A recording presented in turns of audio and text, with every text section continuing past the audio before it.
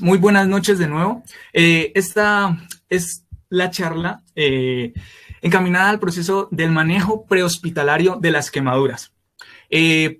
Pues la hicimos con mi compañera Valentina Fernández Durán, mi persona, y en asesoría del profe, enfermero Jesús Quelal, especialista en cuidado de heridas y ostomías. El profe, supongo que en este momento, en un ratico, se nos unirá y pues espero que esté en la charla. Entonces, para comenzar, yo creo que como toda técnica de salud, tiene un contexto, y este contexto lo debemos manejar desde pues, la historia como tal, lo que nos encamina a este papiro. Este es el denominado papiro de Ebers, que nos remonta a la época egipcia desde más o menos 1534 a.C., en donde tiene las primeras evidencias de la atención en quemaduras. En este entonces se hacían inmersiones en barro, se hacían ungüentos a base de estiércol de becerro, de miel, de otras plantas y demás rituales. Por su parte, pues las terapias varían en cuanto a la posición geográfica de cualquier región, pero básicamente, conceptualmente eran similares en todos lados en esta época. Grecia, por su parte, tenía Hipócrates. Hipócrates, él proponía que hubiera un ungüento, un tratamiento tópico a base de la piel de cerdo, combinado con algunas resinas. Y pues todo esto, a lo largo de la historia, fue encaminado desde el ámbito místico, empirista, hasta redireccionarse a un ámbito propiamente dicho científico. Y también esto se ayudó aunado al hecho del desarrollo de los antibióticos y del desarrollo de la terapia anestésica. Cabe resaltar que hubieron muchísimos eventos en el mundo en donde se exaltaron diferentes avances en cuanto a este tratamiento del manejo de quemaduras. Por ejemplo, aquí tenemos el incendio, en esta imagen se puede observar el incendio de la discoteca Coconut Grove en Boston. Este incendio trajo a los mejores médicos y enfermeros de todo Estados Unidos debido a que hubo 300 muertes en el instante y 200 muertes posteriores al día del incendio. Fue un incendio a gran escala, pero el gran avance que tuvo esto fue que se introdujeron las gasas vaselinadas para el tratamiento de quemaduras. Y fue muy importante. ¿Por qué? Porque mejoraba el pronóstico de vida de los pacientes una vez sufrían la quemadura. Para no ir más allá, podemos observar aquí una foto de los bomberos de Popayán atendiendo en la comuna 7, si no estoy mal, en el barrio Santo Domingo Sabio, un incendio que consumió 120 casas en su totalidad, dejó a casi 350 familias en dónde vivir y pues hubieron heridos, que sin esta atención prehospitalaria que se brindó no hubiera sido efectiva, pues hubieran habido más muertes fatales. Y pues con esto quiero referirme al tema de que no estamos exentos, ni en Popayán, ni en el Cauca, ni en nuestros hogares, de encontrarnos con una superficie caliente, con una veladora mal parqueada, con una olla hirviendo, nuestros padres, hermanos, sobrinos y demás. Pero pues la ciencia no para y la medicina, los avances tampoco. Lo que podemos observar aquí es una foto en el Instituto Preito Fortaleza de Brasil, en la unidad de quemados, donde se utiliza la piel de tilapia para la atención de las quemaduras como tal. Principalmente porque es muy costo efectiva, es muy barata en comparación a otros lugares del mundo que se utiliza piel humana y etcétera. Previene el dolor, refresca la herida de una forma inimaginable y también, como lo vamos a ver más allá, permite que al paciente no se le haga esa pérdida de proteínas, que es característica cuando hay una herida. Entonces, veamos cuáles son las causas de todos estos agentes que pueden ocasionar quemaduras. Tenemos tres grandes grupos: los agentes físicos, los agentes químicos y los agentes biológicos. Los agentes físicos, por su parte, tienen tres diferentes noxas. Recordemos que noxa es todo agente externo al cuerpo que puede causar o alterar o producir una enfermedad en el organismo. Entonces, una noxa térmica, como podemos ver aquí, pueden ser por calor o por frío. El frío también quema. Por sólidos, superficies, por ejemplo, el escape de una moto, la paila con que fritamos el huevo, que nos tropecemos y nos quememos las manos ahí, por ejemplo. O en caso de líquidos, lo más común, lo que mayor prevalencia tiene en las causas de quemaduras domésticas es el agua hirviendo en los niños. O también la llama de fuego directo, como podemos observar aquí, una veladora o una explosión. Las notas eléctricas, como se pueden dar aquí, pueden darse por los rayos. Esto voy a hacer un énfasis aquí con los rayos, porque es que los rayos, una quemadura por rayo, requiere una atención especializada debido a que tiene un efecto iceberg. La quemadura no va de afuera hacia adentro, sino que va de adentro hacia afuera. Los daños van internos.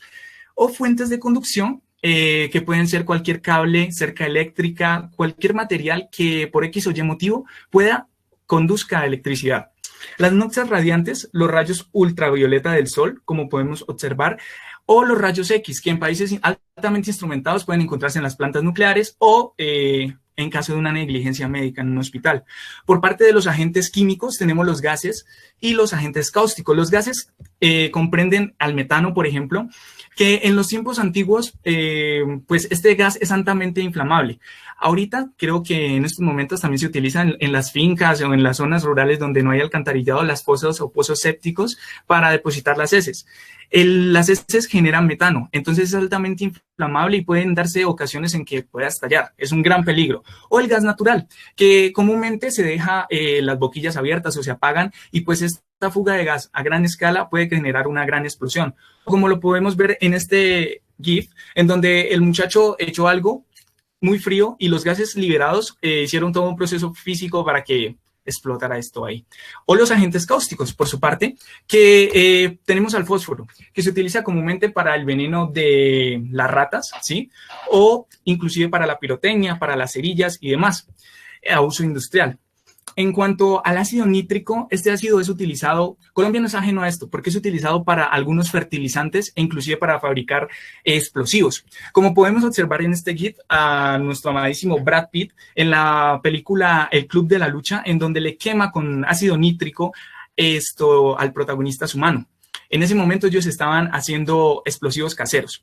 La soda cáustica, por su parte, se utiliza para hacer jabón a gran escala en la industria y puede generar afecciones a los trabajadores.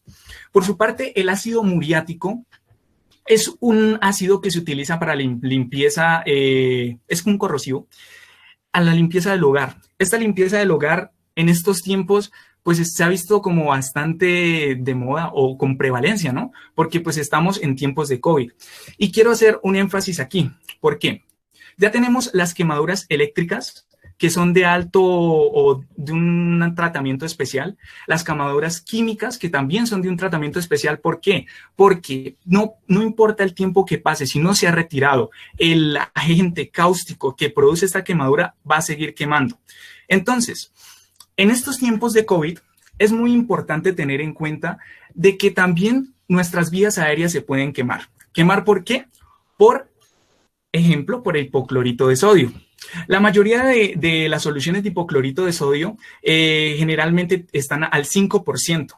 Las personas, o por ejemplo en el caso de mis abuelitos, cuando comenzó todo esto de la pandemia, ellos utilizaban medio tarro o hasta un tarrito, un litro de estos de Clorox, por ejemplo, para hacer el aseo en la casa al día. Esto les generaba mareos, les quemaba picazón, les generaba dolor de cabeza. Pues claro, ¿por qué? Porque el hipoclorito es un agente que se puede convertir en ácido y es muy nocivo. Recordemos que la proporción tiene que ser de 1 litro de agua en 20 mililitros de hipoclorito de sodio en 1 litro de agua, porque de lo contrario puede generarnos una lesión o quemadura en las vías aéreas. Esta quemadura o lesión en las vías aéreas también tiene que recibir un trato especial, ya lo veremos más adelante. Entonces, en cuanto a la epidemiología, nosotros podemos tener en cuenta que según la Organización Mundial de la Salud, hay más o menos 180,000 muertes al año por quemaduras de primer, segundo, tercer grado. Pero específicamente en países de ingresos medios y bajos son el aporte o dan el aporte del 90% de estas quemaduras. Entonces, Colombia, nosotros no estamos exentos de esto. Ahora bien, las mujeres, según la prevalencia en el sexo, las mujeres son las que mayor prevalencia tienen. En cuanto a la edad, las mujeres adultas y los niños. Ya para ir a Colombia, tenemos este informe quincenal epidemiológico nacional como tal, desde el periodo del 15 de marzo de 2008 hasta el 31 de diciembre. Este periodo pues da muchas cifras, pero en sí las cifras en conclusión que da, perdón, es que tiene una mayor prevalencia de quemados son las mujeres, ¿sí? Entonces, las mujeres en Colombia se queman, no olvidemos que hubo un tiempo que estuvo de moda las lesiones con ácido a las mujeres específicamente, hasta que se prohibió y pues eso tengámoslo en cuenta porque el ácido trata, o sea, es un agente químico que debe tener un trato especial. Tenemos también en cuenta que las cifras se incrementaron en los meses decembrina, de noviembre a diciembre. ¿Por qué? Por la pólvora. Y el aporte de los niños fue a gran escala, casi todos los casos fue por parte de los niños. Se reportaron la mayoría de casos en Antioquia, Valle del Cauca, Bogotá, Cauca y Nariño. Estos departamentos aportaron el 52% del total de los casos. Entonces, pues es grave. Aquí estamos nosotros, estamos en el Cauca. Entonces, eso me generó pues la duda de qué está pasando con los niños, cuál es la prevalencia. Entonces, tenemos este artículo pediátrico en donde las quemaduras de la colombiana, en donde Bogotá, Antioquia, Valle del Cauca, Atlántico y Santander reportan las mayores tasas de muertes de niños por quemaduras domésticas. Y como hace falta datos, hay una gran pérdida de datos en cuanto a esto, el número de lesiones no fatales que pueden haber en la población colombiana, exactamente en niños menores de 5 años, pues es desconocido. A base de los datos, ellos estimaron que aproximadamente de 15.000 a 20.000 niños al año se lesionan con quemaduras. Entonces, pasemos ya como tal a ver la fisiopatología de la quemadura. Pero nosotros debemos tener en cuenta el órgano que es la piel, ¿cierto? El órgano que es la piel, y recordemos que la piel es el órgano más grande del cuerpo, que cuenta con unas partes, a grandes rasgos, la epidermis, la dermis y la hipodermis. La epidermis comprende toda esa pigmentación, los melanocitos que nos dan el color propio y característico de nuestra piel. Además tiene los poros, el estrato córneo y demás. La dermis, en su parte, tiene todas las estructuras, las glándulas sudorípadas, las terminaciones nerviosas, algunas estructuras de estas y algunos vasos sanguíneos. En realidad, la hipodermis guarda todo este tejido adiposo que está debajo de nuestra piel y ahí se encuentran ubicados los plexos vasculares superiores. Entonces, hay que tener en cuenta que la principal función de la piel es proteger nuestro organismo de agentes externos y demás. Entonces, ¿qué sucede cuando la piel se lesiona? Cuando la piel se lesiona, tienden a haber 3 efectos principales. El primero es la pérdida de líquidos, el segundo, la pérdida de calor y el tercero, la pérdida de la barrera protectora como tal. Esto nos genera unas mayores probabilidades en que cuando hay pérdida de líquidos, esto depende a la extensión de la quemadura que tenga la persona, pero puede haber o puede ser más susceptible a que se deshidrate. Cuando hay pérdida de calor, la persona quemada es más susceptible a que sufra de hipotermia. Recordemos que en los tiempos antiguos, en la atención prehospitalaria, como ya lo van a ver, mi compañera lo va a nombrar, a las pacientes se les envolvían toallas húmedas, no secas. Entonces el paciente perdía demasiado tejido al sufrir la hipotermia. La barrera protectora lo hace más, la pérdida de la barrera protectora lo hace más susceptible a las infecciones. Pero recordemos aquí, quiero hacer énfasis, toda quemadura es considerada una herida limpia. ¿Por qué? Porque ha pasado un agente externo que quemó, literal, arrasó con todo lo que había ahí. Ahora bien, ¿cuáles son las zonas de Jackson o las zonas de la quemadura? Entonces, nosotros tenemos la primera zona que es la zona de coagulación, o propiamente dicho, también se conoce como la zona de coagulación de necrosis de coagulación, debido a que aquí hay un tejido necrótico que ha sufrido un daño irreversible. Se han desnaturalizado todas las proteínas y las estructuras que habían en esta región de la piel. La segunda es la región de éstasis. Esta región es la más importante, como lo pueden denotar estas 3 flechitas aquí. ¿Por qué?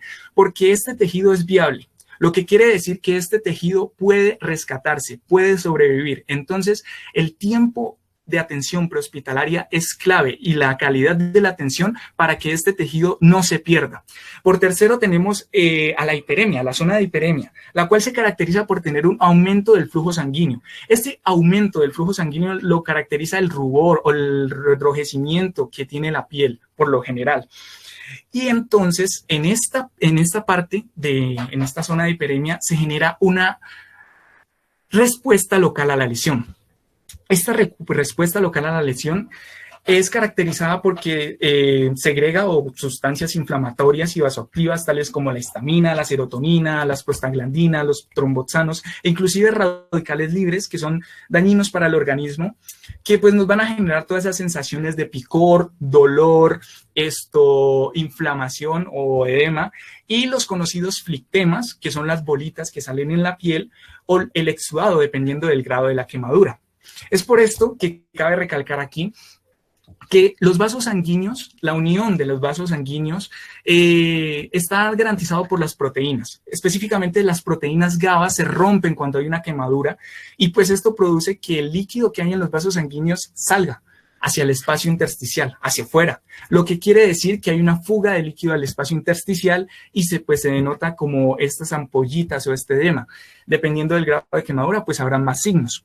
Entonces, en este punto cabe recalcar que la gravedad o la severidad de la lesión de la quemadura va a depender básicamente de dos cosas: la temperatura del agente con el que se quemó la persona y la duración a la exposición. Por ejemplo, en esta duración a la exposición, no es lo mismo quemarse con la llama de una vela a quemarse con la cera de una vela. Imagínense un poco de cera a gran escala. La cera sigue caliente y mientras nosotros no nos quitemos la cera va a seguir quemando. Es por esto que es muy importante, hago énfasis aquí, de preguntarnos en cuanto a la atención prehospitalaria, ¿con qué se quemó el paciente? ¿Qué estaba haciendo? O sí, ¿cuál fue el agente que causó este daño? Y por ello el tiempo también es clave. El tiempo es clave para accionar de nuestra atención prehospitalaria. Entonces, nuestro cuerpo tiene una respuesta también sistémica a nivel general, no solo local. En general, en el sistema cardiovascular, el corazón tiende a aumentar sus latidos, va a haber taquicardia. Dependiendo de la extensión de la quemadura, va a haber hipovolemia o no, por lo que ya dije, de la fuga del espacio al espacio extracelular como tal, de líquidos. Y por esto el sistema vascular puede generar una constricción para subir la presión, para subir el gasto cardíaco. A su vez, los riñones se ven afectados en esto. ¿Por qué? Porque hay disminución del flujo urinario, disminución de la irrigación a estos y a los demás órganos. Cabe recalcar aquí que una de las quemaduras con trato especial, que es las quemaduras eléctricas, generan algo que se llama rhabdomiólisis. Esta rhabdomiólisis es importante tenerla en cuenta de que los pacientes es necesario que en la atención prehospitalaria, si se es capacitado, se les ponga una sonda vesical. ¿Por qué? Porque el control de líquidos administrados y eliminados, y también se le debe administrar, en el caso de los adultos, lactato de Ringer, en los niños, pues, soluciones destrozadas porque necesitan un mayor requerimiento metabólico. En cuanto a la sonda, porque esta rhabdomiólisis va a ir hacia los riñones y se denota como una orina en concho de café que va a ser muy turbia, muy roja, muy oscura. En cuanto al sistema inmune, tenemos que van a haber una respuesta de los leucocitos aumentados. Esto en general desencadena una tormenta de citoquinas que va a haber, dependiendo de la extensión de la quemadura y su gravedad, una respuesta inflamatoria. Por lo tanto, en el sistema pulmonar, puede haber una constricción. Y es aquí donde también hay que hacer énfasis en esta inflamación. ¿Por qué? Porque la permeabilidad de las vías aéreas se ve afectada. Entonces, hay quemaduras en espacios abiertos y en espacios cerrados. En la de los espacios cerrados, las personas, como en este cuarto, si hubiera un incendio, tendemos a inhalar demasiado dióxido de carbono. Esto, aunado a la tormenta de citoquinas, genera inflamación y hay un aumento, pues, como tal, de la estrechez de las vías aéreas. Es importante que en la atención prehospitalaria se indague si la persona estaba en un recinto cerrado o abierto y que se mantenga pues permeable esta vía, ya sea por cánula de Hegel o por intubación si se es capacitado. En cuanto al metabolismo, a largo plazo va a haber un hipermetabolismo porque el paciente necesita suplir las necesidades nutricionales para curar esa herida y a su vez va a haber un hipercatabolismo debido a que toma proteínas de los diferentes sistemas, específicamente los músculos, para suplir estas necesidades. Entonces, es aquí cuando nosotros nos preguntamos, pues, ¿cuál es la clasificación de las quemaduras? Las quemaduras se pueden clasificar tanto en profundidad como en gravedad, como según su mecanismo. También según su extensión, etcétera, en otras bibliografías. Entonces, vamos a manejar cuál es su profundidad. En 1942 se planteó la escala de los grados de la quemadura, primer grado, segundo grado y tercer grado, según Combes y Rob Smith. Entonces, nosotros sabemos que las quemaduras de primer grado afectan exclusivamente a la epidermis. Las quemaduras de segundo grado se dividen en superficiales y profundas y afectan a la dermis. Las quemaduras de tercer grado afectan generalmente la epidermis, la dermis, hasta el tejido subcutáneo e inclusive pueden afectar al músculo. Cabe notar aquí que en las quemaduras de segundo grado pueden haber comunes bolitas o como conocidos flictemas. En cuanto a las de tercer grado pueden haber necrosis del tejido que se caracteriza por ser oscurito, más negro, e inclusive pues las demás capas que se pueden ver amarillentas, un tono blanquecino. En 1991 hubo una clasificación de Benning. Esta clasificación, además de la gravedad de la quemadura como tal, del tipo de quemadura como tal, nos permite ver la gravedad de la quemadura. Entonces, si es una quemadura superficial o tipo A, estas equivalen a las de primer grado, afectan la epidermis y el pronóstico de gravedad es que tienden a curarse en un lapso de 48 a 72 horas. No afecta mucho el nivel de protección de la piel y lo importante aquí es que pues, se cicatrizan en unos 10 días más o menos. En cuanto al nivel intermedio o las quemaduras tipo AB, quítate por favor, equivalen a las de segundo grado. Estas quemaduras tienen un pronóstico de 4 a 8 semanas de curación y por lo general puede haber una hipoanalgesia porque ya puede haber compromiso de los receptores de nuestra piel, del sistema nervioso que nos generan el dolor.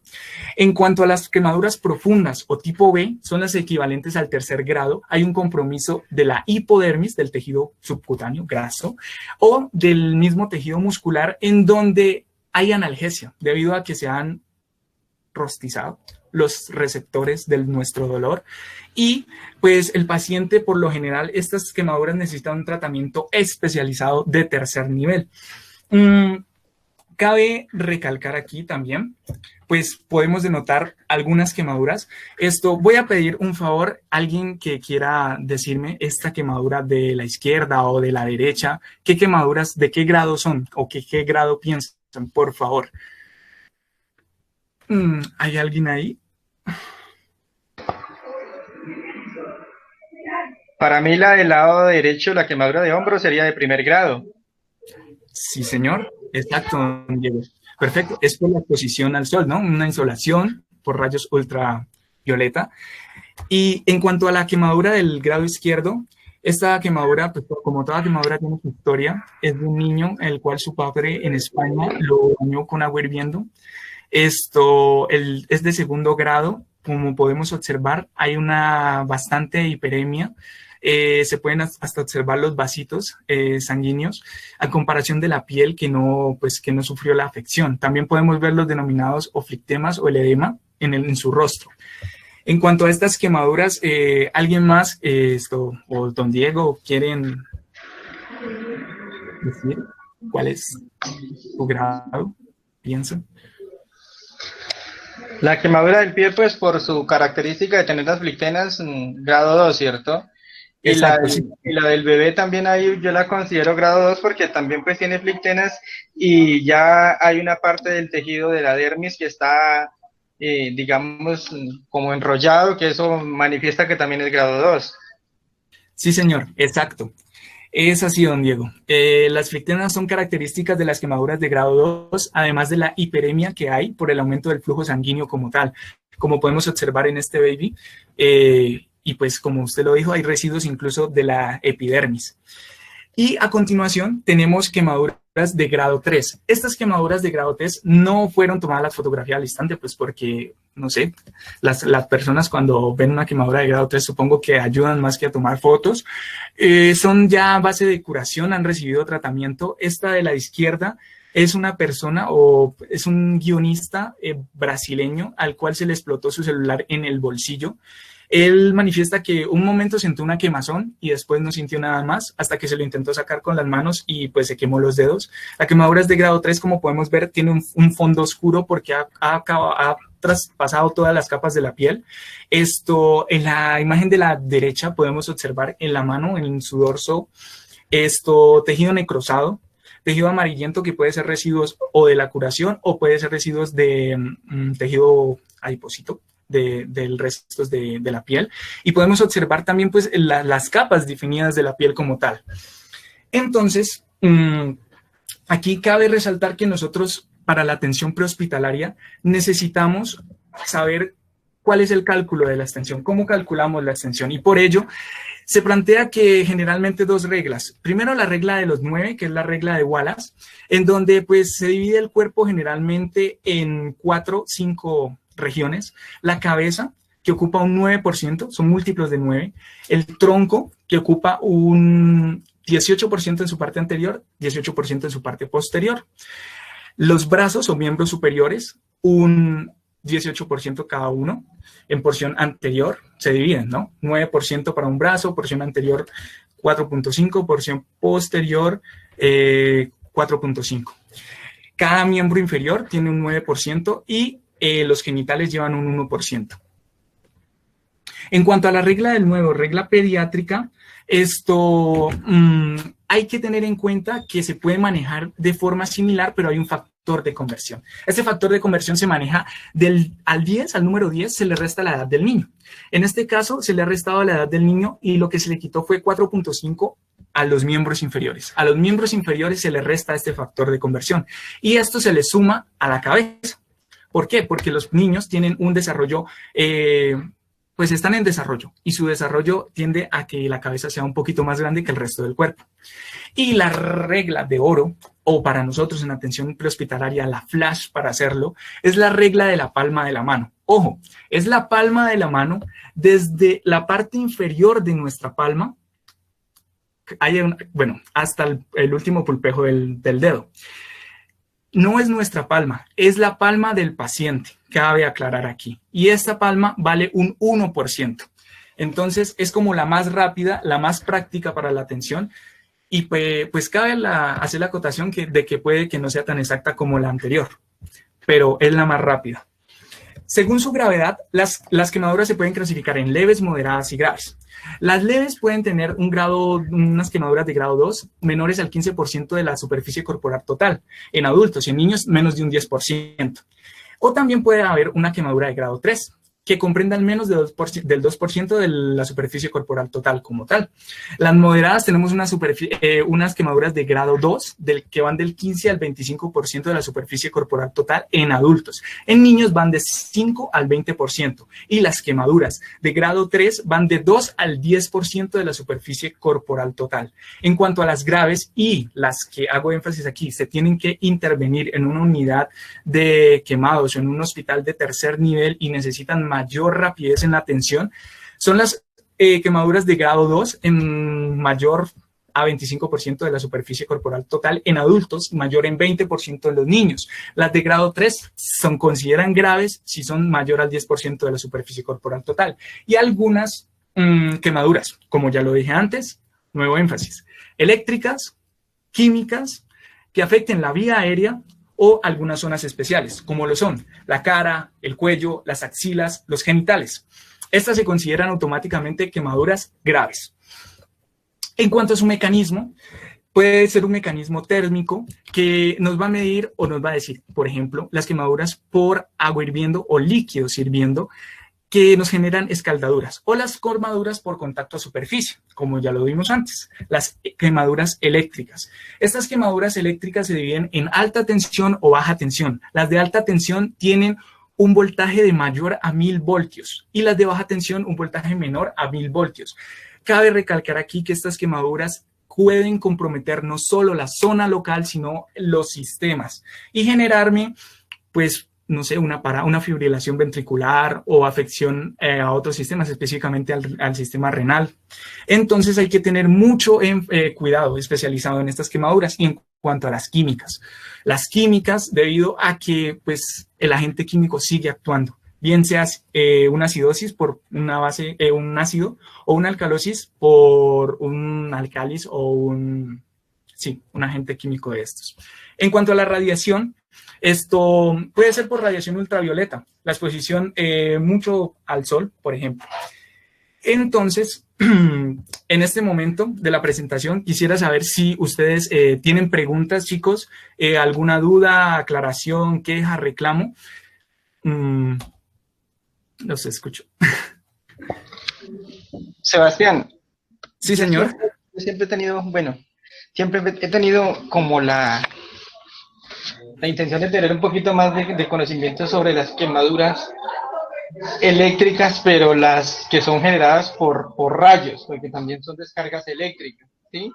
Sí, señor. En caso de los pacientes quedar vivos, porque ustedes de pronto pues, no han tenido la experiencia, pero yo sí he tenido la experiencia de ver pacientes fallecidos por la descarga eléctrica, pero también otros que quedan pues, digamos, inconscientes, otros que quedan como aturdidos y otros que quedan completamente desubicados, ¿sí? Hay unos que ni saben dónde quedan en el instante, pero hay otros que por el aturdimiento saben dónde están, pero no, digamos, no tienen pérdida de su punto de ubicación en sitio, bueno, lugar, tiempo y espacio, ¿sí? Sí, señor. En estos casos yo he visto unos pacientes que es como que si el rayo entró y salió por otro lado, ¿cierto? Hay una trayectoria, pero pues en mi caso yo lo único que he hecho pues es coloquemos a este paciente en una ambulancia y llevémoslo rápido para urgencias porque realmente no he tenido como el entrenamiento y el conocimiento más que pues uno, bueno, ahí hemorragias casi no se presentan porque las mismas quemaduras hacen la hemostasia o generan la hemostasia. Entonces, quiero como que si usted tiene algo y me puedan, digamos, ilustrar más, te lo agradezco. Sí, señor. Entonces, en cuanto a los pacientes que sufren quemaduras eléctricas, específicamente por rayos, como lo acabo de decir don Diego, estas quemaduras pueden ser generalmente de grado 3. Y las quemaduras pues tienen un trayecto, ¿no? Porque van buscando su polo. Generalmente recorren el trayecto y dejan explotada la zona por donde salen. Al ser una quemadura de grado 3, las quemaduras por lo general no tienen como esa hemorragia debido a que pues queda el tejido necrosado. Estos pacientes recordemos que todo paciente quemado, específicamente aquí en este caso por electricidad, ellos son un paciente politraumatizado al que hay que suministrarle líquidos y el manejo en cuanto a los líquidos administrados y eliminados tiene que ser desde ahí, desde la atención prehospitalaria. Entonces, apenas se suba a la ambulancia, porque el traslado tiene que ser súper rápido, puede haber daño renal. Entonces, se dice, pues el profe nos lo decía, el profe, que si hay un paciente que tenga quemaduras por electricidad, que vaya con sonda de una. O sea, que tiene que ponérsele la sonda porque la rhabdomiólisis es un proceso que se puede llevar a los riñones de paso y puede afectar otros sistemas y puede hacer un síndrome compartimental, como se denomina. En ese caso, algunos pacientes, dependiendo de la gravedad de la quemadura, como Valen lo dirá en un momento, se puede hacer la escarotomía, que es como cortar por pedacitos, pero no le quiero robar el tema, Valen. Entonces, ahorita ella enfatiza más en esto para la electricidad por si hay mucha compresión en los sistemas en donde se haya habido este paciente afectado. ¿Qué más se le puede hacer? No, o sea, tratarlo como un paciente politraumatizado y súper rápido. Valen va a enfatizar más en esto en un momento y pues le doy el paso a mi compañera, don Diego. Y ya abordamos si algo el siguiente al final. ¿Vale? Listo, amigo. Muchas gracias, Sebastián. Vale. Buenas noches. Después de la introducción pues, que dio Sebastián y todo el contexto acerca de las quemaduras, yo les voy a hablar acerca de la atención de quemaduras a nivel extrahospitalario. Entonces, Supongamos que estamos en una finca y hay un señor que está quemando basura y resulta que se tropezó con una piedra, se cayó y se está incendiando. Entonces, ¿ustedes qué creen que es lo primero que se hace cuando una persona se está incendiando o está sufriendo algún tipo de quemadura?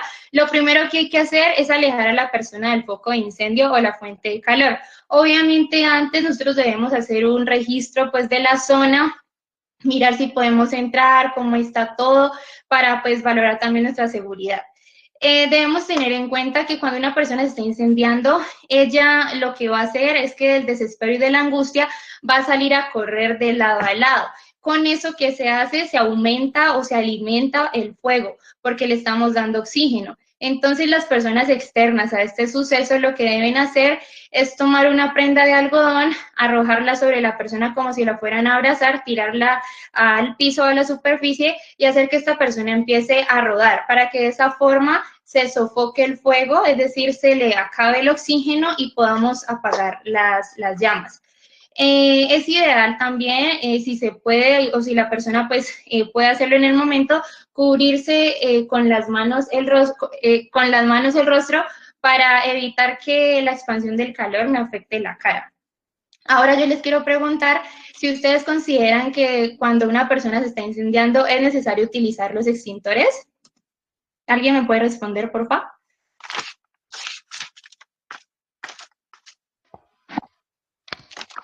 A ver, Valentina, ¿cómo está? Buenas noches. Bien, dale. Dentro de lo que yo tengo como conocimiento de extinción de fuego con los extintores, pues el extintor sería como el último recurso, que yo no tuviera otra posibilidad de apagar al paciente, porque el paciente, el fuego en ese caso se puede apagar por sofocación, por enfriamiento, bueno, varios otros métodos que hay, ¿cierto? Sí, señor. Y si yo tuviera que hacer uso de un extintor, pues tendría que ser un extintor de contenido de agente limpio, como un agente K, por decir algo, que es un agente que uno sabe que no es un agente corrosivo ni lesivo para la piel, y también teniendo el entrenamiento pleno, porque pues uno puede coger el extintor y se lo coloca a menos de la distancia requerida para apagarlo, en vez de ayudar, pues lo estás quemando más. Los extintores CO2, por ejemplo, pues serían una buena herramienta, teniendo en cuenta que pues es el contrario al oxígeno, pero pues como te digo, yo lo utilizaría en último recurso. No sé si esté bien mi apreciación, me gustaría que me ilustraras, por favor. Bueno, entonces muchas gracias por tu intervención y sí tienes razón, son uno de los últimos recursos, pero antes de continuar y pues explicarles, debemos tener en cuenta que hay varios tipos de fuego. Están los tipos de fuego A, que son los que se producen por combustibles sólidos como la madera, el plástico, el cartón. Están los tipo B, que son los que se producen por combustibles líquidos como los aceites, las pinturas, el petróleo.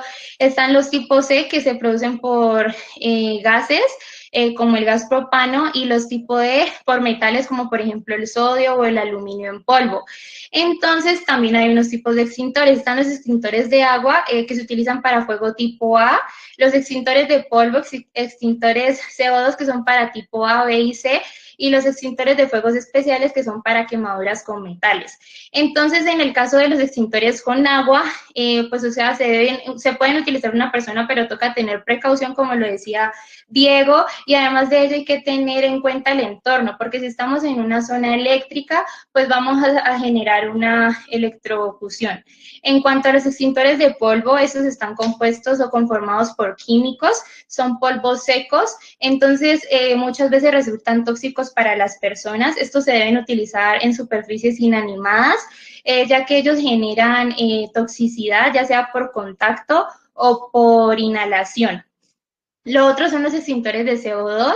Estos se pueden utilizar en una persona, pero con o sea, con muchísimo cuidado, porque además son gases fríos. Entonces, si la persona está quemada y yo llego y le aviento el extintor con CO2 cerquita y a toda, pues lo termino de quemar. ¿Te responde Diego? ¿Diego? Sí, sí, Valentina, sí, muchas gracias. Bueno, ahorita en cuanto al abordaje del paciente quemado, se hace como un paciente politraumatizado. Entonces, lo que debemos hacer siempre es pues tomar cabeza, controlar la parte cervical porque no sabemos si hubo daño. En cuanto al control de las hemorragias, lo debemos hacer para evitar hipovolemias que posteriormente, si no se tratan adecuadamente, me pueden llevar a una parada cardíaca. En cuanto al manejo de las hemorragias, depende. ¿Por qué? Digamos que una señora está con una olla, se le regó, se quemó los brazos, pero cuando la señora cayó se dio en un muro y también se generó una herida en la pierna y empezó a sangrar. Entonces, en la herida en la pierna yo podría hacer una presión directa y pues ya tratar las quemaduras que más adelante les explicaré. Pero, por ejemplo, si hablamos de un paciente que tiene una quemadura eléctrica, que el señor se cayó de un poste, se golpeó y todo, y está sangrando y así, y tenemos que es una quemadura que uno, o sea, que a simple vista uno dice es grave, no podemos poner, por ejemplo, una presión indirecta, no sé, con un torniquete, porque podemos afectar más la perfusión del paciente y comprometerlo. ¿Qué tal que el paciente esté cursando con un síndrome compartimental o así? Entonces podemos empeorar la situación llevando al paciente a que posiblemente luego lo amputen. Entonces no podemos poner torniquete en estos casos. Además, como la quemadura eléctrica es de adentro hacia afuera, no sabemos qué compromiso hay a nivel interno. En cuanto al manejo de la vía aérea, es supremamente importante y es prioridad absoluta revisar la vía aérea, porque pueden haber lesiones térmicas en la boca u orofaringe, es decir, a nivel de las vías superiores altas o vías superiores bajas. Entonces, lo que se debe hacer es analizar al paciente. Generalmente ellos presentan un vello facial chamuscado, esputo carbonáceo, que es como negruzco, la presencia de hollín, que el hollín es como un polvito similar como a la ceniza, pero es mucho más negro. Este se genera por la combustión de madera, de plástico, de carbón, etcétera. Lo otro que hay que analizar es si el paciente tiene estridores, si hay ronquera, porque eso también es característico en ellos. En cuanto a las quemaduras en las vías aéreas, se caracterizan porque se dan en recintos cerrados por la inhalación de humo. Se dice que representan un 50% de las muertes y de estas el 80% están asociadas a la inhalación del monóxido de carbono, que es un componente del humo y que se caracteriza porque este no tiene olor, no lo vemos, o sea, no nada, entonces la persona lo respira. No sé si ustedes han escuchado, por ejemplo, cuando las personas se quedan como dormidas dentro de un carro y ha habido humo, así luego ya están muertas, entonces es por esta situación. Lo que sucede es que pues ellos generan unos tóxicos broncopulmonares que me producen edema bronquial y hay una obstrucción del flujo aéreo. Entonces, el manejo que se da en estos pacientes, lo primero pues es la tracción mandibular, se hace el levantamiento del mentón, uso de dispositivos orales e inmediatamente, o sea, llamar para que se lo lleven, o sea, tener una asistencia médica urgente. Y lo otro es que, pues ya para solucionar la permeabilidad de la vía aérea, pues sería la intubación que se recomienda cuando el paciente tiene obstrucción de la vía aérea, un Glasgow menor a 8 y cuando hay una hipoxia persistente. También pues hay otras soluciones quirúrgicas, pero pues esto ya es a nivel intrahospitalario. Si hay una persona capacitada para hacer la intubación a nivel extrahospitalario, pues lo puede realizar. En cuanto a la respiración, dime. Discúlpame, te interrumpo. Resulta que estábamos hablando de las quemaduras de la vía aérea, en este caso de porque digamos que el paciente no está pudiendo respirar, pero es que tengo un caso de un paciente trabajador de la empresa tal en cuestiones eléctricas, y él haciendo una reparación en una torre en un punto completamente distante de la población fácil de acceso al hospital, digamos en la zona rural. Él está en el campo, en una torre, y él sufrió una quemadura, o sea, sufrió una descarga al hacer contacto, pues no sé si por un error, por mala protección, no sé qué le sucedió a él, y él sale despedido desde la torre hasta el piso, y él cae como a unos 60 metros de distancia porque la torre es alta, la torre tiene como 14 metros de altura, donde él está, y él cae a esa distancia. Bueno, ya sabemos que hay que manejarlo con el trauma, pero sus compañeros, ellos solamente sabían de primeros auxilios lo básico, ¿sí? Y ellos me contaban que el paciente empezó a mostrar signos de ahogamiento, ¿sí? Ellos me decían así, profe, él se está ahogando y no sabemos qué hacer. Entonces, ya plenamente pues miramos que era que él se le estaba generando una estenosis. ¿Por qué se le generó la estenosis? Es mi pregunta, ¿sí? Porque pues ellos no tienen oxígeno digamos, para ventilarlo, no tienen un BBM, no tienen nada de esas cosas, y él termina colocándose cianótico, y el único medio de transporte que tienen es su camioneta con una camilla rígida, ¿sí? Una camilla normal rígida que ellos cargan en su camioneta, y ahí fue la forma de traerlo hasta el hospital de Morales, que era lo más cerca que estaban, y ellos muy asustados no sabían qué hacer porque el paciente les llegó casi ahogado al hospital. Sin embargo, pues ellos lo único que hicieron fue sacarlo lo más rápido posible en esos carros que pues sí les sirven por la tracción que tiene, pero si yo estoy en un punto que no puedo hacer y no tengo oxígeno, no tengo a la mano, yo puedo tener el entrenamiento para hacer una intubación. Y en esos casos, ¿qué puede hacer un trabajador, o qué puede hacer el primer auxilio del trabajador? Yo lo dejaría ahí a pregunta. Si es factible, te lo agradezco, Valentina. Listo. Pues, o sea, lo que nosotros teníamos entendido, pues porque obviamente en esos casos es muy complejo, o sea, el manejo es las tres que están ahí en la diapositiva, la de tracción mandibular, levantamiento de mentón y el uso de dispositivos orales, pues, o sea, como para tratar de ayudar a la persona en el momento, por eso la atención médica urgente, pues debe llegar rápido. En cuanto a lo que me decías de la estenosis, pues la verdad no sabría en el momento, pero no sé, profe, que Lale, ¿estás por allí? Hola, muy buenas noches. ¿Me escuchan? Buenas noches. Sí, Sí, Sí, profe, lo buenas escuchamos, noches. profe. Buenas noches, ¿cómo están? Muy bien, Bueno, profe, gracias. ha habido casos, pues yo he atendido pacientes ya la parte más, no tanto la parte aguda, pero sí la parte crónica cuando el paciente está hospitalizado, se hace todo el manejo de las quemaduras hospitalarias y luego pasa a los injertos y luego la rehabilitación. Pero la experiencia que cuentan los colegas y la experiencia que cuentan los mismos pacientes, que es lo que hacen, en este caso la persona que está laborando con él no tiene, o sea, no tiene idea de dar primeros auxilios, por ejemplo, una intubación o una aquí también. romper la membrana, ¿no? Una Ajá. membranita que queda aquí en el cuello. Eh, lo único que él le tocaría hacer es lo que dice Valentina, la retracción, el levantamiento, no más se puede porque es que él no está entrenado. ¿Qué pasa? Si él llega a hacer algo, ¿sí? Donde no está entrenado, él se ve implicado legalmente en algo que no tenía que hacer. Es diferente cuando uno está entrenado o cuando hay un cuerpo de socorristas sí, o de emergencia que está entrenado y que no lo haga, es otra cosa. Entonces, ahí no sé, la persona no podría hacer nada.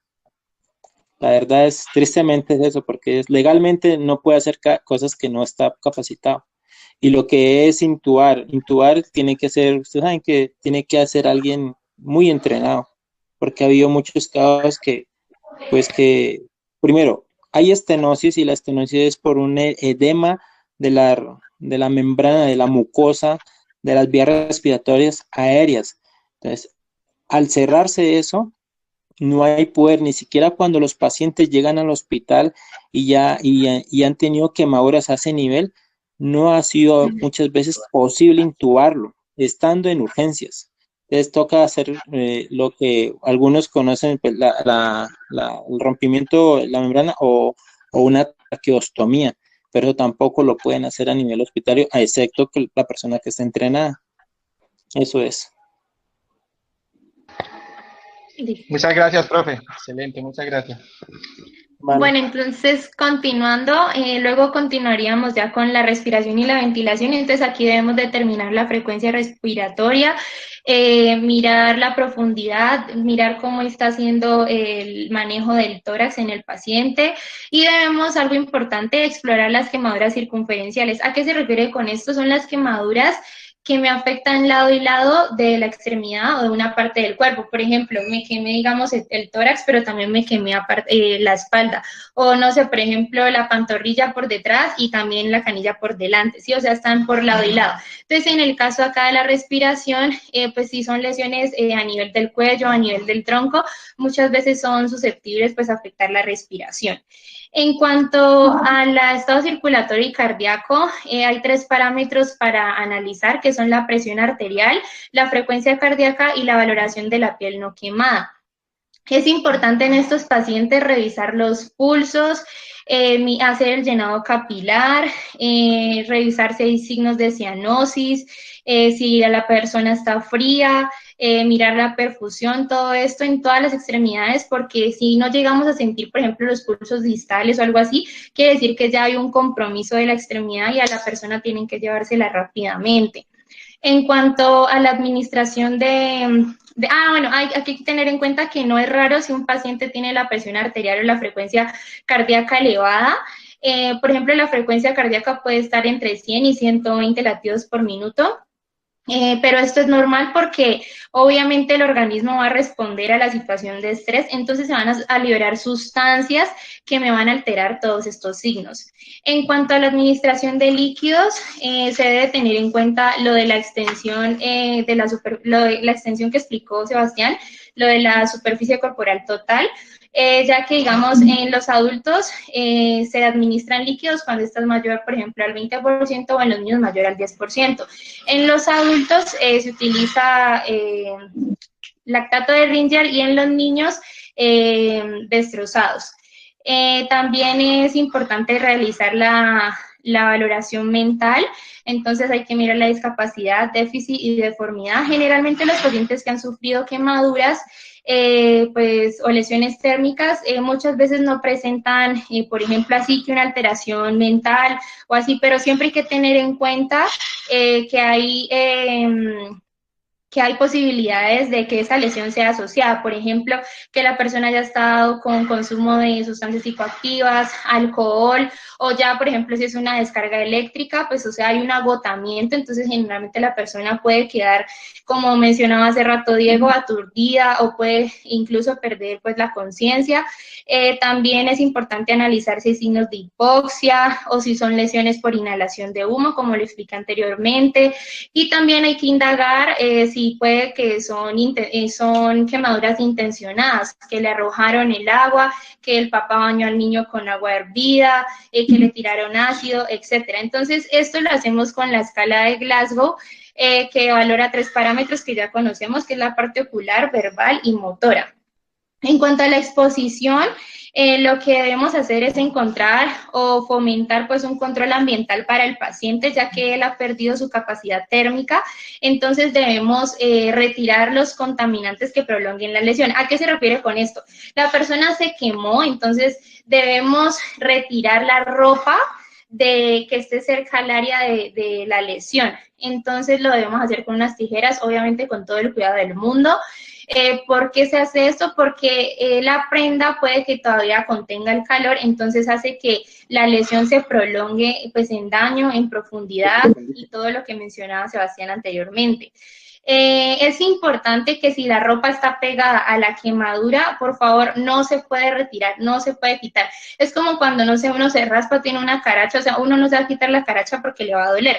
Es exactamente lo mismo con estos pacientes. Le dejan la ropa ahí, que ya a nivel intrahospitalario, con medios de sedación, se la retiran. En cuanto a evitar el efecto torniquete, ¿a qué se refiere? Esto pues depende, o sea, si la persona se quemó y tiene, por ejemplo, anillos, pulseras, relojes, no sé, en el caso de los niños, pañales, etcétera, esto lo debemos retirar porque para que no se me afecte la perfusión.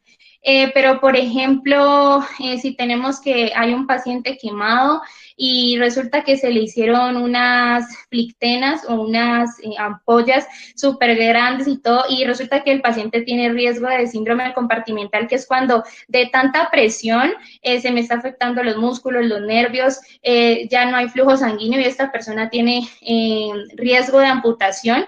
Estas flictenas debemos reventarlas para disminuir la compresión, y entonces también debemos retirar todos los elementos que mencioné anteriormente para disminuir esa presión. Lo otro es que debemos limitar al máximo la hipotermia. Cuando estamos explorando a un paciente no lo podemos dejar, o sea, le quitamos la ropa, un ejemplo, y no lo podemos dejar ahí, o sea, toca utilizar sábanas limpias y secas para cubrir al paciente y evitar esto. Anteriormente se utilizaba que, por ejemplo, para terminar de sacar el calor y todo, mantas húmedas, y esto hacía que el paciente luego llegara con signos de hipotermia, y al mismo tiempo, pues esto me genera vasoconstricción, entonces me empeora la perfusión del paciente. Continuando ya con el manejo de las quemaduras, tenemos las grado 1. Estas se caracterizan porque pues son coloradas y son dolorosas. Generalmente se dan por exposición a un vapor o por la exposición al sol, etcétera. Lo que hay que hacer es utilizar agua, refrescar, y como esto me afecta la epidermis, pues no sabemos qué tan profundo esté. A veces estas pues se dejan así, se curan solitas, o si no, también podemos limpiar con gasitas, poner un apósito y fijar con una venda. O sea, las grado 1 se pueden manejar en casa y ese es el manejo. En cuanto a las grado 2, tenemos que estas se deben refrescar con agua, pero estas grado 2 que puse aquí son como las no tan graves. Ya les explico. Pero el hecho es que se deben refrescar con agua. Si hay flictenas, que es lo característico de esta, no se deben reventar. ¿Por qué? Porque esas ampollas sirven como un apósito biológico. Entonces ellas también me sirven como una barrera antimicrobiana y no las debo reventar. Ellas mismas luego se absorben y se encargan de mantenerme la piel de abajo sanita.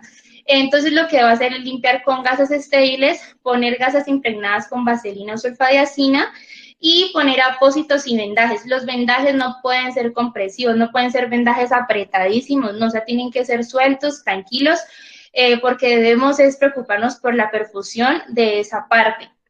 Lo otro es en cuanto a la sulfadiazina, quiero dar una aclaración aquí, y es que esta no se debe pues utilizar como en la cara porque ella me genera hiperpigmentación, es decir, me oscurece la piel. ¿Por qué puse un depende?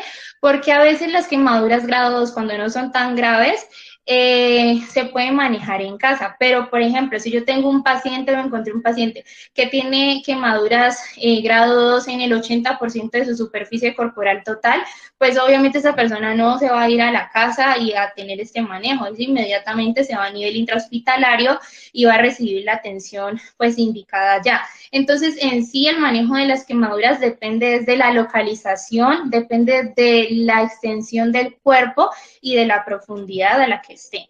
Y en cuanto al grado 3, tenemos que se debe activar el sistema de emergencia. Aquí ya la persona, como decía Sebastián, hay hipoanergesia, ya uno nota que la quemadura está completamente, pues en términos, digamos así, hay destrozamiento de los tejidos y todo, entonces esta se debe refrescar con agua, se debe mantener la calma, se debe inmovilizar al paciente y esperar la atención médica urgente. Cuando, digamos, por ejemplo, hay alguien capacitado y se siente entrenado para hacer las cosas, puede hacer la escarotomía. La escarotomía, les voy a mostrar aquí una fotico, no sé si les aparece allí. ¿Ahí les aparece? Sí, Valencia Parma. Bueno. La escarotomía, que esta es como realizar esos cuadrantes que ustedes se dan cuenta allí, es que no puedo señalar, bueno, en esta imagen de aquí, hay como unos cuadrantes, eso se hace sobre el tejido necrótico para poder descomprimir y sacar la presión que hay allí para evitar un síndrome compartimental, es decir, que luego el paciente ya me llegue con riesgo de amputación y todo, ¿no? Entonces, con esto ayudamos a liberar esa presión. Bueno, en cuanto a la atención médica urgente, tenemos que estos son como los 5 básicos, y es que cuando una quemadura está localizada en zonas especiales, que son las que están mencionadas allí, inmediatamente hay que acudir al servicio médico, porque estas son zonas que tienen riesgo de retracción, es decir, que me pueden quedar como pliegues en el momento de la cicatrización. Entonces, por ejemplo, si la persona se quemó cerca a los ojos o así, pues puede que después quede con dificultad para cerrar y abrir el ojo. O en el caso de las manos, también que pierda la función de abrir y cerrar los ojos, las manos. Están las quemaduras por inhalación, que son las de humo, las quemaduras circunferenciales, que me afectan lado y lado, en las edades extremas, cuando son menores de 5 años o mayores de 70 años, y cuando la apariencia y los signos de una quemadura se alteran. ¿A qué se refiere con esto? Por ejemplo, yo me quemé, tengo una quemadura grado 2 que puedo manejar en mi casa, y llevo 3 días manejándola y va normal, pero resulta que al cuarto día yo me levanté y me está picando, me arde, la tengo roja, tengo calor, me dio fiebre, me miro la herida y resulta que tiene pus, entonces inmediatamente debo acudir al médico porque quiere decir que hay signos de infección. Ahora, ¿qué no debo hacer en las quemaduras? Esto lo pusimos porque, pues, o sea, generalmente hay muchos, no sé, remedios caseros para tratar las quemaduras y muchas veces, pues, por ayudar empeoramos las cosas. Entonces, lo primero es utilizar el agua, lo primero es no utilizar, no poner hielo o no poner agua helada. ¿Por qué? Porque con esto, pues, también fomento a quemar más. Se debe utilizar agua fría, normal. ¿Y por qué agua? Porque el agua tiene 3 funciones. Una es disminuir, obviamente, pues el calor, o sea, me ayuda a apagar, a reducir el calor. La segunda es que tiene una función analgésica, me ayuda a controlar el dolor. Y la tercera es que me ayuda a disminuir el daño en profundidad de la quemadura. Lo otro es que, bueno, no debemos aplicar tomate, pepino, ni uyuco, ni papa, ni, no sé, cebolla, bueno, todo lo que se utiliza, porque con estos elementos lo que hacemos es contaminar la herida y alterar su valoración en cuanto a la apariencia. Por ejemplo, hay personas que utilizan la yema de huevo y se la agregan a la herida. Entonces, si ya las llevan a que la revisen, o sea, eso va a estar amarillo, se va a alterar la apariencia física de la lesión, entonces va a dificultar un diagnóstico. También está lo de no aplicar la crema de dientes por 2 razones. La primera es porque sería algo antihigiénico, pues, o sea, muchas veces las cerdas del cepillo de dientes tocan la boquita de la pasta, entonces se vuelve un caldo de cultivo para las bacterias, entonces si yo pongo crema de dientes en la herida, pues fomento a que posiblemente inocule una bacteria. Y la segunda es porque la pasta, una vez la pones en la herida, esta se seca y como se seca, pues en el momento de retirarla de la quemadura es doloroso. Lo otro es que no se debe aplicar aceites porque estos pues generan o concentran más el calor. No se debe retirar las prendas de vestir, como ya se los dije. No se debe pinchar ni apretar las flictenas. Esto depende. Si es una quemadura grado 2 que puedo manejar en casa y todo normal, la dejo allí porque me va a servir como una barrera protectora. Pero si estamos en lo que dije hace rato de un síndrome compartimental y está la flictema ahí grandísima, necesito drenarla con los elementos más limpios que yo pueda tener para poder descomprimir a ese paciente. Y lo otro es no tomar antibióticos o automedicarse. ¿Por qué? Cuando nosotros nos quemamos, porque nadie es libre de quemarse, se sufrió la quemadura y lo que va a hacer la quemadura es arrasar con todo, o sea, literal como cuando uno dice hirvió la piel. Entonces una quemadura se considera como limpia y no contaminada. Entonces yo no necesito utilizar antibióticos porque si los utilizo lo que voy a hacer es fomentar a la resistencia y si me llego a infectar realmente, entonces pues ya los medicamentos que me den luego no me van a servir. ¿Y por qué puse en rojo lo de sábila con uso inadecuado? Lo puse porque la sábila es muy buena para las quemaduras, me ayuda a hidratar, me ayuda a cicatrizar, o sea, es excelente. Pero lo que sucede es que cuando se hace con uso inadecuado, que se refiere a que la persona se quemó y van y cortan la matica de la tierra y la ponen directamente así, ya estamos en un error. Porque resulta que puede que yo a la persona le inocule una bacteria que se encuentra en los suelos, en la tierra, etcétera, que es la Clostridium tetani. Entonces, a la persona yo la puedo inocular con este microorganismo y generar en ella el tétanos, que es una enfermedad que me va a afectar el sistema nervioso central. Entonces, la sábila se puede utilizar, pero se debe hacer un manejo adecuado de esta, se debe lavar, se debe limpiar, etcétera. Entonces, ya terminamos. Muchas gracias. Y ahorita queremos hacer unas preguntas. Entonces, pues voy a preguntar y ustedes responden, o si no, pues miro quién y elegimos al azar. Entonces, la primera pregunta es, ¿cuál es el mecanismo de quemadura más frecuente? ¿Quién me responde? Las térmicas, ¿Por qué?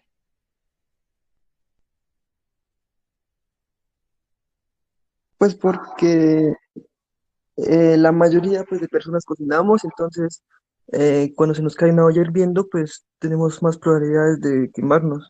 En las eléctricas, pues considero que no tanto, pues porque no hay mucha persona que salga a las calles y tenga la mala fortuna de que le caiga un rayo. Bueno, aunque de pronto por tomas corrientes. Ujú. Radiación, pues sí puede ser, y químicas también, pero yo considero que la más alta es una térmica, porque también hay contacto y eso también genera una quemadura. Sí, estás en lo correcto. En realidad son las más frecuentes y generalmente son mucho más comunes en los niños, ¿no? Porque que dejan la olla, que la cogieron, que se la echó, o sea, por eso hay que tener como mucho cuidado con esto y alejar a los niños de estas zonas. ¿Alguien más va a opinar respecto a esa pregunta o continuamos con la segunda? Bueno, entonces continuamos con la segunda. ¿Qué quemaduras requieren atención especial? Mencione 3. Las que requieren atención especial serían en las que, pues, principalmente podemos nosotros ya observar como, pues, como, bueno, la carne, pues, decirlo así, la piel de la persona, o sea, que le podamos ver como la hipodermis, que decían. Y Ajá. también, pues, diría yo que las quemaduras que se producen por rayos, Ajá. o sea, pues porque pues también al nosotros mismos exponernos a eso también pues corremos un riesgo. Y también diría yo que pues las quemaduras que estén donde esté la vía aérea comprometida, ¿no? Pues porque Sí. como lo decía el profesor, pues nosotros no podemos a veces realizar intubaciones o cosas así, pues por eso sería necesario que se le lleve a un centro hospitalario. Listo, Dani, muy bien. Muchas gracias por poner cuidado. Uh-huh. La tercera pregunta es, ¿cuál es el proceso de valoración primaria? Mencione los pasos que explique. La valoración primaria cumple la función de nosotros reconocer la escena, ¿cierto? La seguridad de la escena. Cabe recalcar aquí que nosotros tenemos que proveernos de bioseguridad para nosotros y para nuestro personal o el personal que esté con nosotros. Debido a que, por ejemplo, en las quemaduras químicas pueden haber dos heridos, el paciente y nosotros, si no nos cubrimos o no nos ponemos guantes de nitrilo, no los guantes normales. La segunda, pues ya es como el paciente quemado es un paciente considerado politraumatizado, es el ABCD o CABD, en donde se tiene en cuenta pues el manejo de las hemorragias o las heridas que tenga, la permeabilidad de la vía aérea y el manejo muy cervical de la cabeza, que es muy importante. Y pues ya creo que al indagar con las personas que estén en el momento cómo sucedió el hecho, con qué se quemó y todo respecto a la situación. ¿Hasta ahí llega la valoración primaria? Sí, pues ahí también se tiene que tener en cuenta lo de la circulación, lo de evaluar la esfera mental y todo lo que tiene que ver con la exposición del paciente. Bueno, en cuanto a la cuarta pregunta, ¿cuál es la forma más rápida para calcular la superficie corporal total en momentos críticos? La forma más fácil de calcularla es en la palma de la mano el 1%, ¿sí? Encerrando ¿Es la palma mía mía o la palma tuya o la palma de quién? Del paciente. Y por último, mencione 4 cosas que no se deben hacer en casos de quemadura. ¿Quién me ayuda, porfa? Es no colocar hielo, no colocar agua muy fría, no colocar aceites, no colocar algún como le dijera, alguna verdura, algún pepino así, y no Ajá. administrar, y no consumir medicamentos sin alguna orden médica, pues porque no es nada seguro para el cuerpo. Y lo Muy recomendable bien. es usar agua pero al clima porque pues ayuda a enfriar y eso recuerda. Ajá, muy bien. Oye, Fernando. ¿Alguno tiene alguna pregunta aquí para, o sea, respecto al tema en general, toda la exposición, que podamos responder o alguna pregunta al profe o así que nos colabore?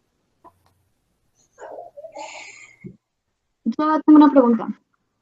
Dale. Al principio habíamos hablado de las quemaduras por lesión de vías aéreas superiores, que ponían como ejemplo el cloro. Entonces, pues al final no cuadramos mucho eso, esa parte. Ya. Sebas. Aquí estoy. Perfecto. El cloro, bueno, en base a ello, el cloro no solo puede causar una quemadura en vías aéreas, sino que también puede como llegar a causar más síntomas, incluso una intoxicación, si no se utiliza en la dilución correcta, porque recordemos que es una sustancia química.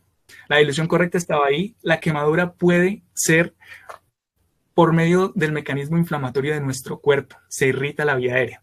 Entonces, ¿qué sucede aquí? Al irritarse la vía aérea hay inflamación. Esta inflamación obstruye esa vía aérea superior y lo que genera es que el paciente no pueda respirar como tal. Generaría una cianosis y pues es muy, muy grave porque pues no le estaría llegando oxígeno a los tejidos. Esta aclaración, o pues lo abordó también el profe Kelal con respecto a las preguntas de don Diego, porque a nivel extrahospitalario, nosotros, si no estamos capacitados para hacer una intervención en cuanto a una intubación o garantizar la permeabilidad de la vía aérea, esto, pues deberíamos como remitir, o sea, lo más rápido posible, debido a que hay cuestiones legales de por juego, porque, por ejemplo, para hacer una cricotomía, creo que se llama, cricoterotomía, hay que abrir una incisión primero con una aguja a nivel después del cartílago de la tiroides. Luego de esto, pues es una de las técnicas. Y con el bisturí, a partir de ahí se abriría el rotito, ¿no? Luego con lo que se tenga de forma limpia, estéril, se puede abrir. Pero ¿qué pasa? ¿Qué tal que el paciente quede mudo? Ahí el problema, o que vaya y salga mal, lo puse en el cartílago que no era, en la región de la tráquea que no era. Sangrado.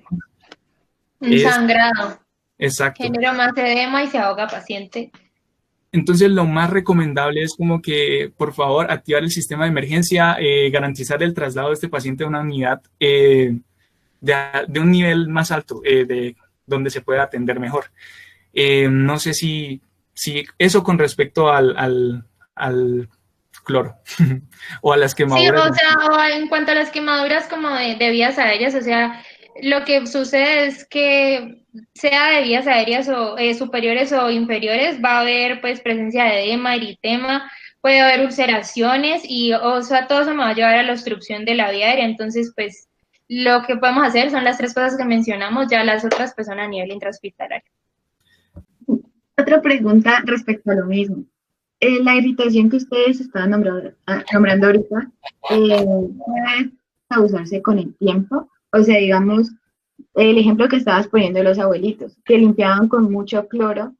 Entonces, digamos, no sé, al cabo de una semana de haber limpiado tanto con cloro, pueden tener alguna inflamación y pues obstrucción. Yo creo que la pregunta pues, es curiosa, ¿no? En el momento o de lo que investigamos no hay como evidencias o pues en mi caso que la respalden, que diga que como que si tú haces aseo con cloro, que utilices la dilución correcta, en una semana de pronto vas a tener carraspera o pues te vas a quemar tu vía aérea, se va a edematizar y puedes tener problemas.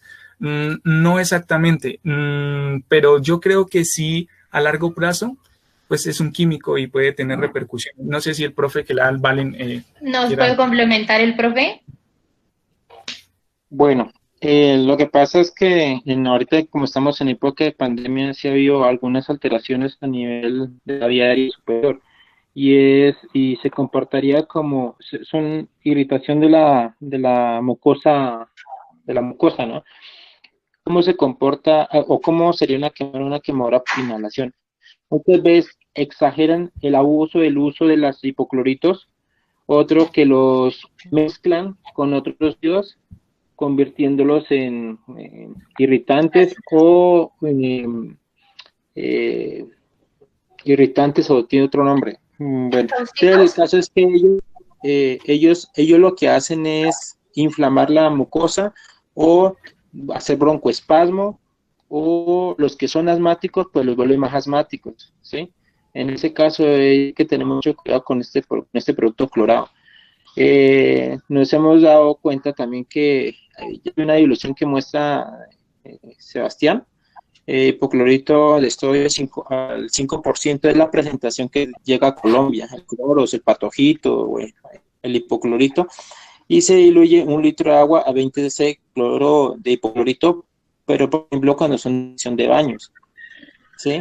Cuando es desinfección del ambiente de la casa, hace aclaración, puede utilizar 1 litro de agua y le aplica 10 mililitros, o sea, eso queda como 9.3 mililitros, pero pues uno a la gente no le dice 3 rayitas, ¿no? Pero si es para mayor entendimiento, no le dice, a 1 litro le pone 10 mililitros y no utilizar el chorrito ni la tapita, porque eso hace que exagere demasiado a las personas en el abuso del hipoclorito. Es eso, y no utilizarlo con otros cáusticos, ¿sí? No hacer las combinaciones porque hace irritación de la mucosa. No es adecuado utilizar los extintores en las personas. En el mercado pues tenemos polvos químicos secos, de gas carbónico, agua presurizada, y hay uno que es de espuma. De esos 4, el ideal de apagar fuego en las personas es el de espuma, ¿sí? Porque hace menos daños en la lesión y en la piel, ¿sí? El de gas carbónico no, porque enfría la llama, entonces ocasiona quemaduras por enfriamiento. El de agua presurizada tampoco, porque se aplica poco volumen y la llama se hace más extensa. Aviva e incrementa la presencia del fuego de la superficie, ¿sí? Y si no tenemos eso, pues... Y si no tenemos el extintor, pues utilizamos la manta grande, ¿sí? Y algo para envolver a la persona tratando de bloquear la presencia de oxígeno con relación al fuego, y hacer rodar a la persona de derecha a izquierda, izquierda a derecha. Muchas veces dicen, algunas personas dicen pues que hay que decirle a la persona que ruede. Lo que pasa es que en un momento de que usted está aprendiendo, si usted no hace caso, usted le da una ansiedad y la gente le da por correr. Anteriormente se decían quemadura por líquidos hirvientes. Sucede que ese término desapareció, porque muchas veces nos llegan a los centros de salud quemadura con el agua, niño que se quemó con el agua que apenas estaba calentando antes de quemarse. El organismo, la piel del ser humano aguanta hasta 40 grados, y pues ustedes saben que para hervir un agua tiene que llegar a 100. Entonces, muchas veces no hierve, pero está caliente. Entonces, un término es quemadura por líquidos calientes. No hirvientes, no calientes. Perfecto, profe. Hay una pregunta aquí en el panel. Dice Felipe, Valen, tengo una pregunta. Tú habías dicho que para evitar la hipotermia se podía usar una sábana, pero ahí no se corre el riesgo de que ésta se pegue a la quemadura y se genere mayor daño. Vengo. ¿La contesto? Sí, profe. Si quieres. Bueno, la atención prehospitalaria. Sí. Bueno, primero que todo, los quiero felicitar a los muchachos. Felicito a la brigada. Yo soy unicaucano, ¿sí? Fabulosa la idea quien hizo la brigada, la que lo fundó, lo formó, porque no siempre hay gente capacitada o con gallardía de hacer esto, porque son temas que nadie conoce.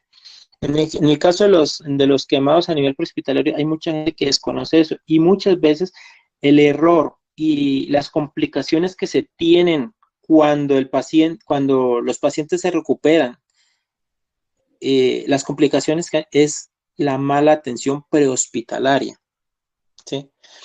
Cuando un paciente se quema, uno tiene que saber claramente cuál es el grado de quemadura, o sea, qué tanto se quemó, con qué se quemó, cuánto tiempo estuvo expuesto, ¿sí? Eso es una de las cosas que uno tiene que tener clarito para que cuando lo comenten a nivel hospitalario, ya sea por teléfono, por celular, por cualquier medio que se requiera remitir al paciente, en el centro de salud deben tener conocimiento de esto. Es más, aún en algunos centros de salud no se tiene conocimiento de cómo se maneja un quemado. Por eso hay las complicaciones. Sebastián lo comentaba, cuando hay lesión por quemaduras, hay 3 fases, ¿no? Hay una fasecita que ya decía, es la éstasis. Esa es como la partecita que podemos ayudarla a salvar, pero siempre y cuando, como hice mis primeros auxilios, como hice mi primera reanimación, ¿sí? Para que esa parte no se alcance a necrosar. Ustedes se darán cuenta, muchachos, un paciente quemado, ¿cómo queda? O sea, un paciente con, por ejemplo, quemadura eléctrica. Paciente con quemadura eléctrica muchas veces nos llegan, es para salvarle la vida, pero no hacemos un primer auxilio en las extremidades que toca amputar, ¿sí? Un pie, una mano, las 2 manos, ¿sí? Así sea un dedo, para un paciente es mucho. Lo otro, dentro de la reanimación hay que tener en cuenta es la hidratación. Yo sé que ustedes son una brigada, pero si en su brigada hay forma de, o están entrenados en canalizar, ¿sí? Tener canalizado, al menos hay enfermeros o estudiantes de enfermería, canalizar, si es quemadura eléctrica o si es, sí, sobre todo eléctrica, lo que decía Sebastián, una sonda.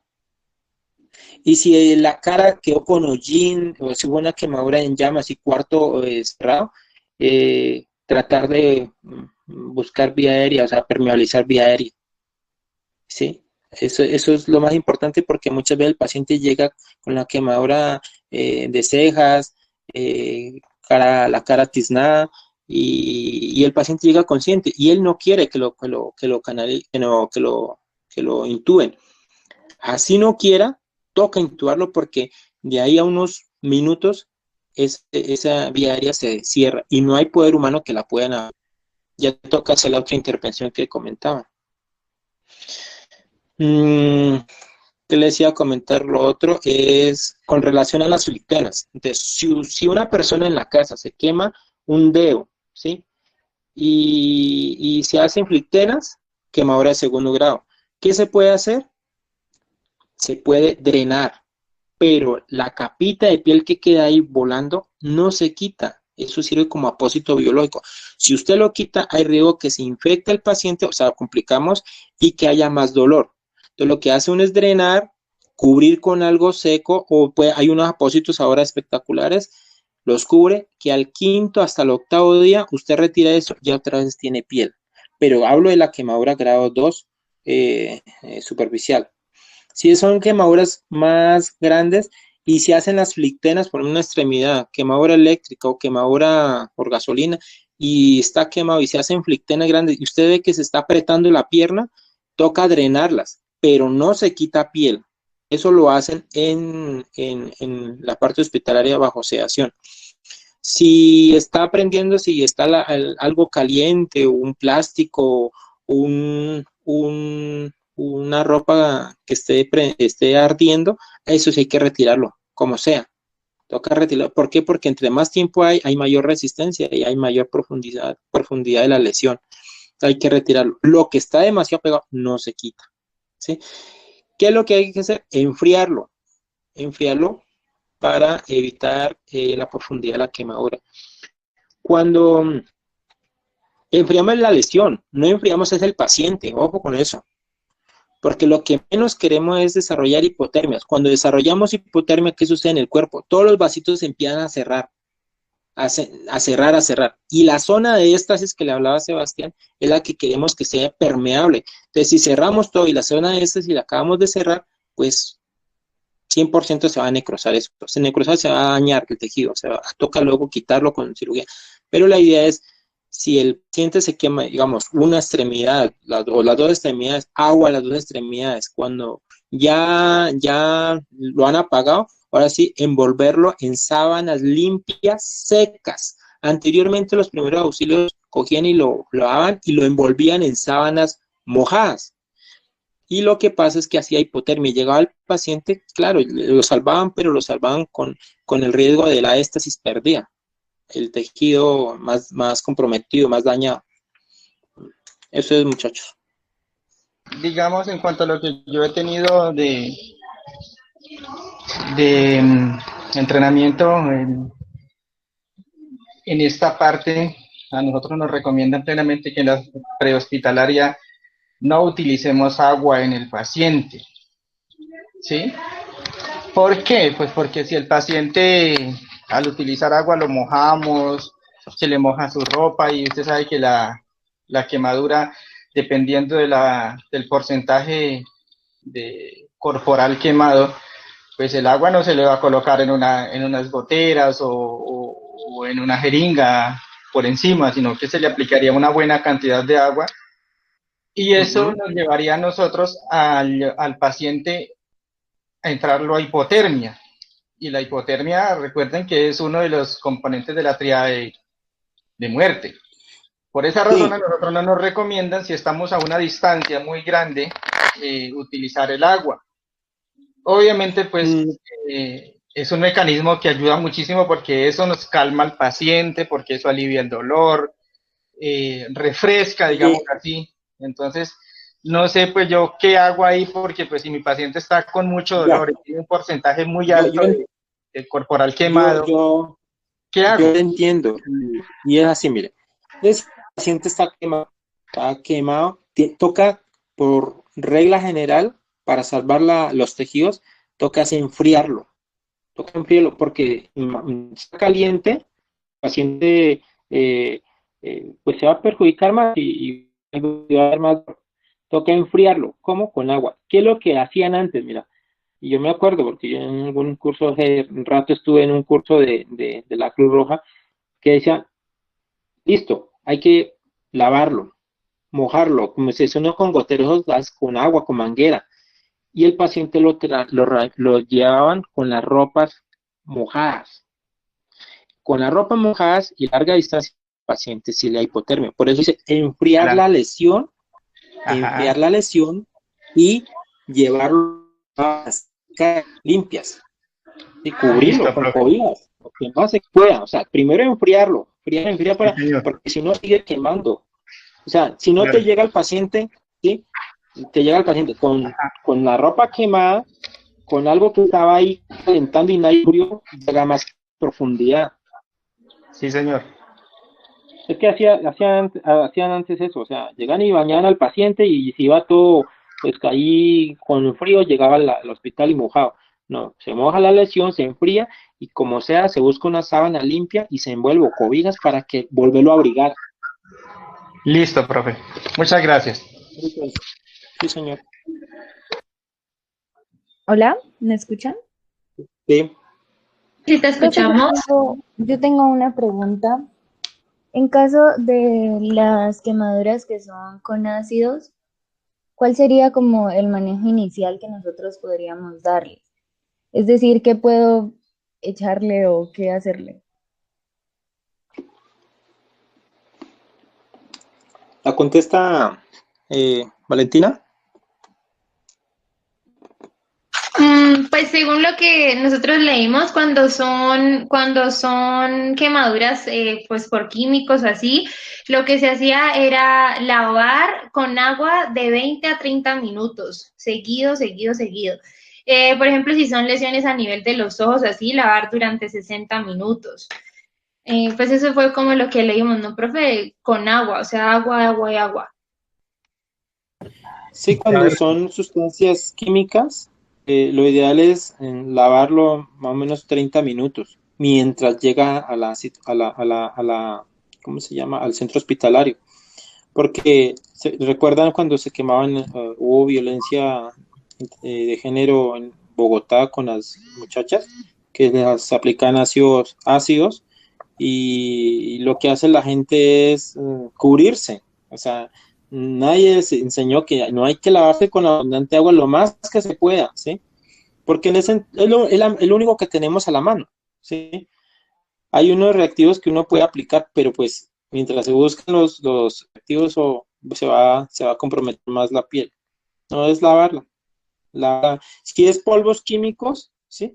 La literatura nos ha enseñado y la experiencia nos ha enseñado que toca primero cepillar, si son polvos químicos, cepillar y luego sí lavar, no al contrario, ¿sí? Cepillar las zonas afectadas. Lo otro es cuando son quemaduras por polvo en los ojos. Yo les colocaba el ejemplo a los muchachos que cuando uno está en carnavales, en 5 y 6, cuando usted le tira maicena en la cara, no sé qué es lo que hace, cerrar los ojos, ¿cierto? Pero si le pasa a los ojos, ¿qué hace usted? Cierra más los ojos porque le arde. Así pasa con los químicos y sobre todo los polvos. Entonces, a esos pacientes hay que forzarlos a abrir mucho, hay que tocar cogerlo y abrirle los ojos para lavarle los ojos, porque si no sigue quemando la córnea. ¿Sí? Antes de eso, pues, cuando son quemaduras químicas, no sirve el guante de látex, sirve el guante de nitrilo. Doble par de guantes también para entrar en contacto con esos pacientes. Muchísimas gracias por habernos escuchado, por sus aportes y al profe Kelal pues por ayudarnos. Ayer nos dio una asesoría, estuvo súper pendiente y pues obviamente aportándonos todo su conocimiento. Entonces, ¿alguien tiene algo que decir? Hay una pregunta por ahí que de pronto no sé si quedó claro. Dice Felipe que si se corre el riesgo que se quede pegada la sábana seca. Claro, eso se pega. O sea, normalmente, mire, yo soy especialista de heridas y ostomías de la Universidad del Valle. Llevo un poquito de tiempo manejando los pacientes aquí en Popayán y soy docente de la universidad y el rote lo hacemos en la unidad de quemados del Hospital San José. Entonces, siempre hacen esa pregunta. Bueno, y si el paciente se va con las sábanas secas, ¿se va a pegar? Claro, se va a pegar.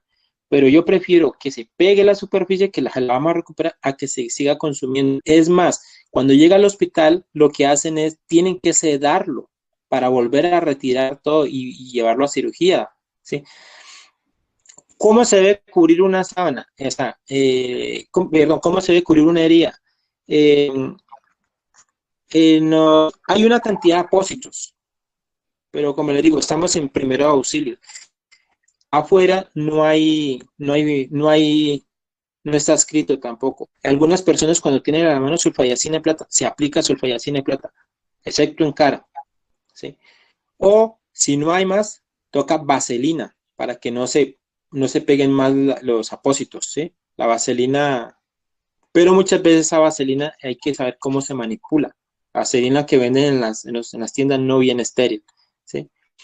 Entonces, ahí lo único que me dicen es cubrir con sábanas limpias. No estériles, porque ustedes tampoco, ninguno tiene sábana estéril en la casa ni en el trabajo. Una sábana limpia. Yo creo que en los primeros auxilios y en las salas de socorrismo deben tener ese tipo de material. ¿Listo? Listo, profe, muchísimas gracias. Entonces, gracias a todos de verdad por habernos acompañado, por todo. Los queremos mucho y espero que hayan aprendido. Muchísimas gracias, profe Kelal, de verdad, por tus asesorías, por que estuviste pendiente, por estar aquí en este momento. Mil gracias, de verdad. Gracias, profe. Y a todos, gracias por escucharnos. Muchas gracias, profe. Muchas gracias, Valentina y Sebastián. Excelente tema, excelente exposición. Y claro que sí, mucho aprendizaje, Valentina. Muchas gracias. Ven, un abrazo, que estén bien.